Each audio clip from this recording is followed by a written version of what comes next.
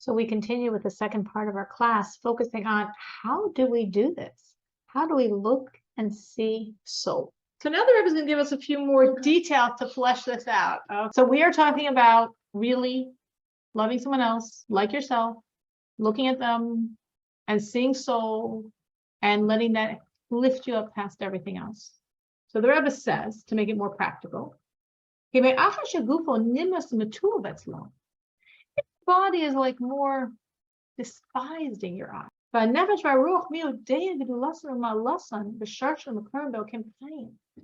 knows how lofty is that soul? Meaning, what the Rebbe is saying is, if you prioritize body, it's not going to happen. What does body mean? Body means I look at someone's size. Body means all of the bodily issues.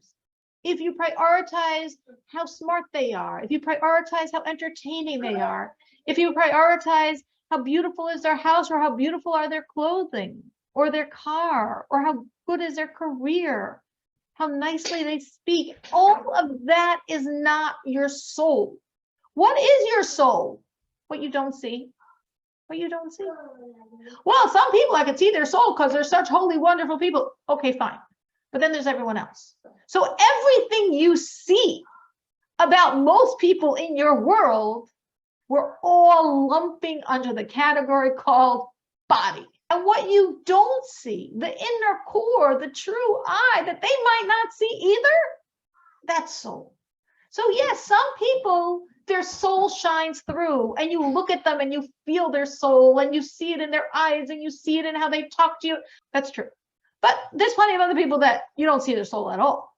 So envision when the Rebbe is talking about body and soul, as for most people, the soul is what I don't see.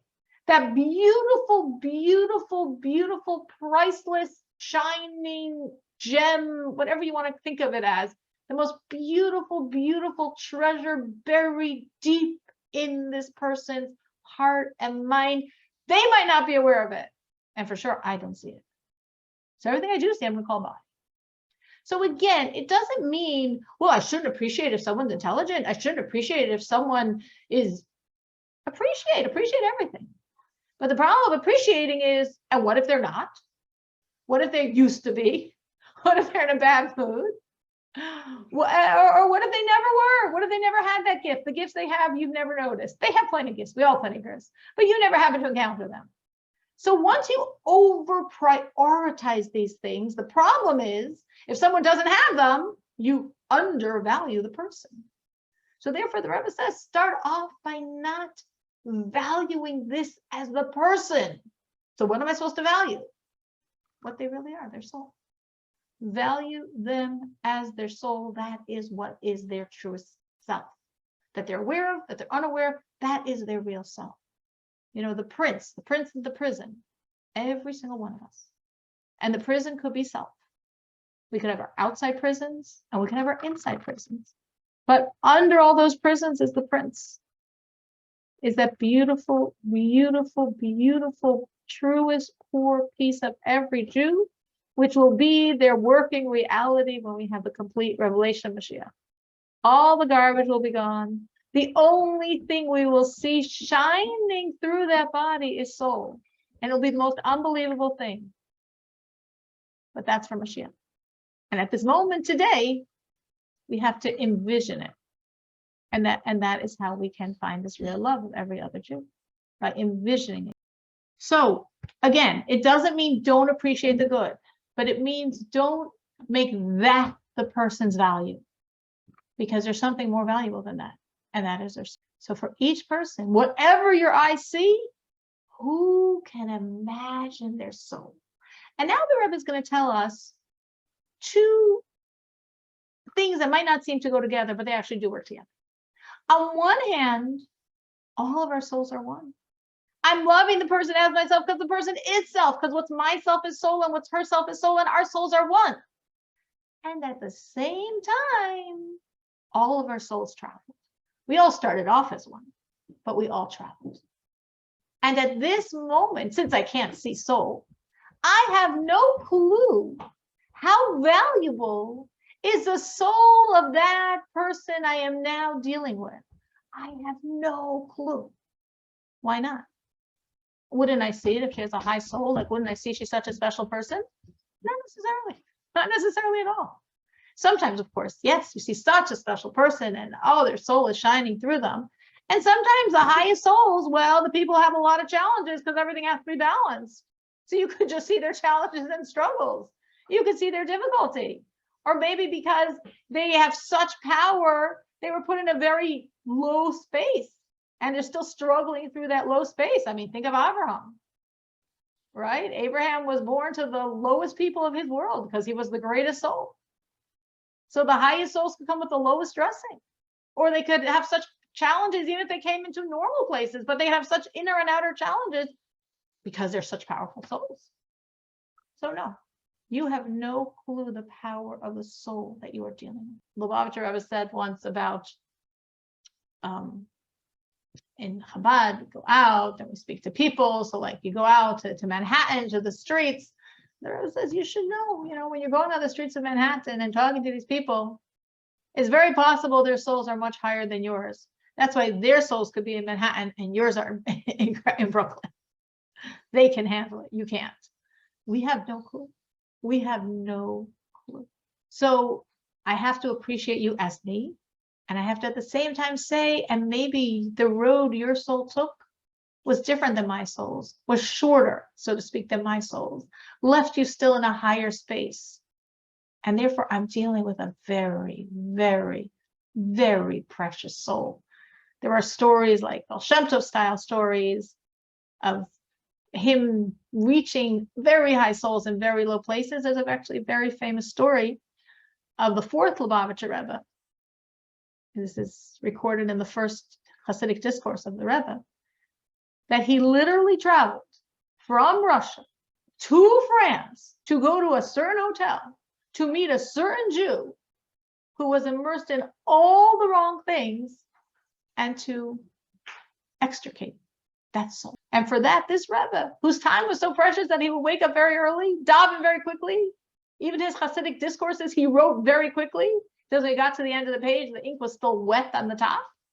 And yet he traveled from Russia to France because of the enormous, enormous value of that soul.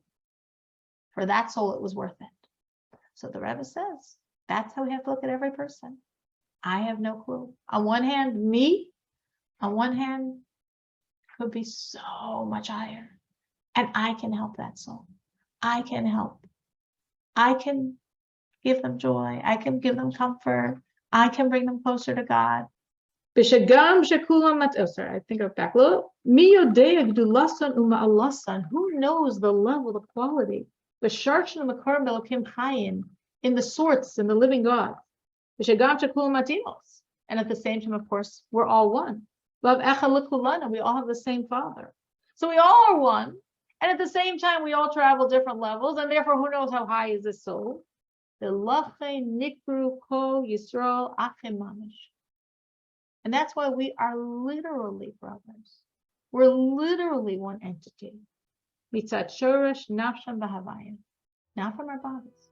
Not because we all trace back to the source of our souls in God, in his oneness. All of our souls are one, because we're all coming from the oneness of God.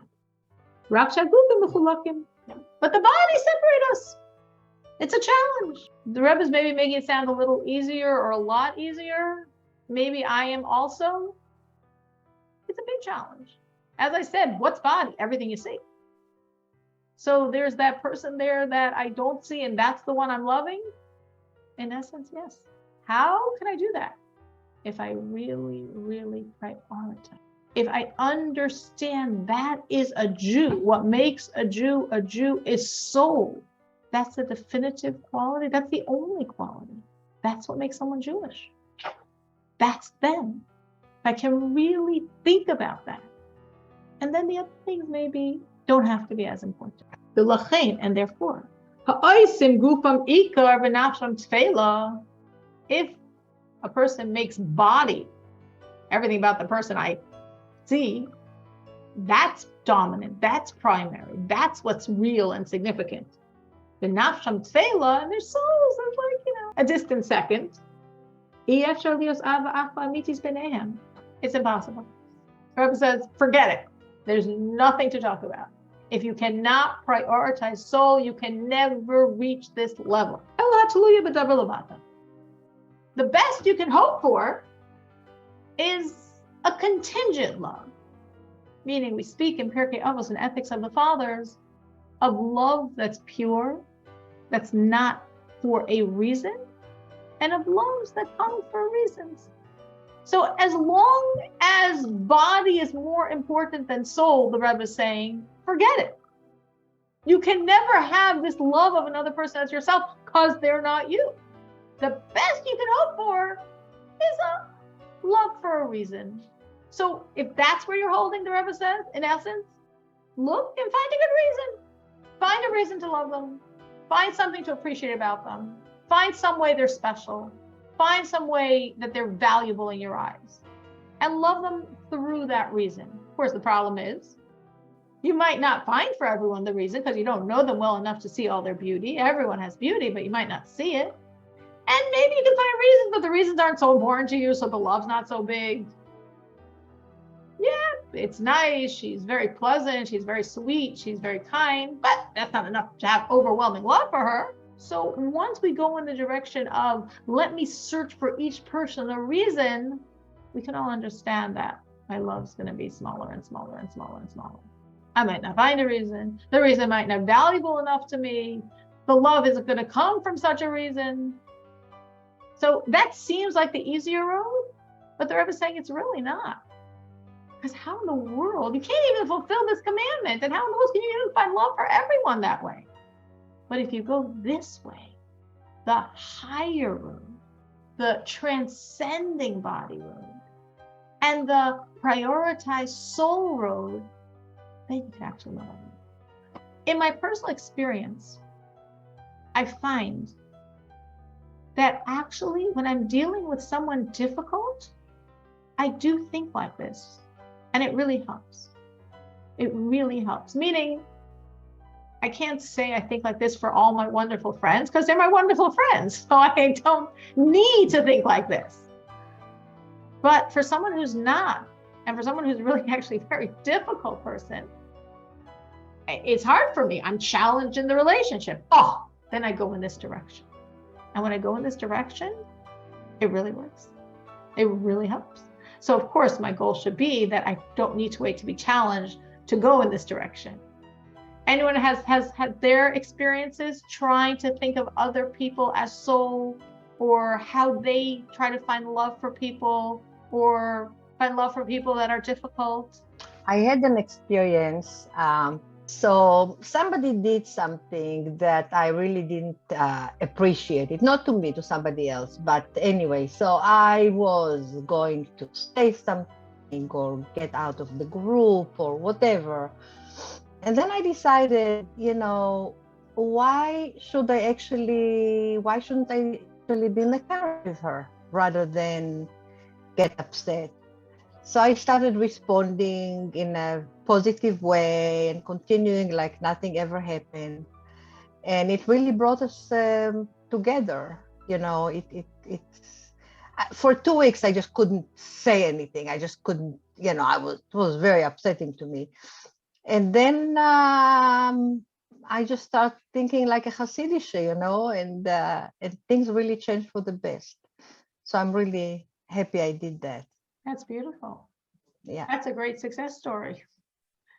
That really is. Someone else have something to share along these lines, how they find love? Okay, so someone's chatting to me. I think this is a nice idea of not judging. And I think that is a great corollary, that as you train yourself not to be judgmental, whatever tool you use, again, then you say, how do you not be judgmental? But that she finds that as very freeing and more allowing love and positivity in relationships by just really stepping away from that easy road of judging people. So we did speak a few chapters ago. We spoke about this idea of understanding how everyone has different struggles, right? That was chapter 30 of Tanya. So we just learned it very recently, how some people, their inner desires are so intense, and some people, their outer world is so intense, and some people have both issues. And really just saying, I have no clue. I have no clue. I'm not in their inner world. I'm not in their outer world. I can't possibly judge. That helps dropping judgments. Something else that helps dropping judgments is the thought, like the Lubavitcher Rebbe says, that whenever you're in a situation of judging another person, know God set up that situation that you're really judging yourself. And the more strictly you judge the other person, it's actually a self-judgment. So that thought usually helps being very kind and compassionate and lenient as we look at other people with a very beneficent eye, understanding this is all God set up and how I'm judging me. That helps sometimes too. Also, sometimes when you're looking at someone in this judging situation, it sometimes just helps to say, stop. I don't want to be the judge. I don't want to be looking at people and creating these judgments. Just close those courtyards of my mind. Just step away. It's not my position. It's not my place. I don't need to do that. I'm not their parent. I'm not their spiritual mentor, not their teacher. Stop. And something else I find personally that helps me a lot. If I would see someone doing something wrong that bothers me, I would tell myself, I do tell myself this, she or he is just like me. I listen to my evil inclination. She's listening to hers.